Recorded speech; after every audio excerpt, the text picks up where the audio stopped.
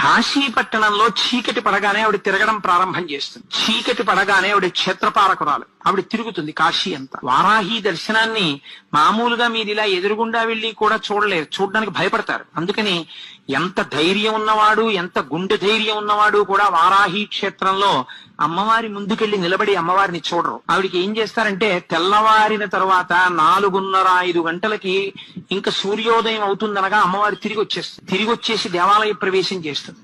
అర్చకులు కూడా ఒక్క 10 నిమిషాలు 20 నిమిషాలు లోపలుండి గబగబా అమ్మవారికి పూజ చేసేసి తలుపులు వేసేస్తారు.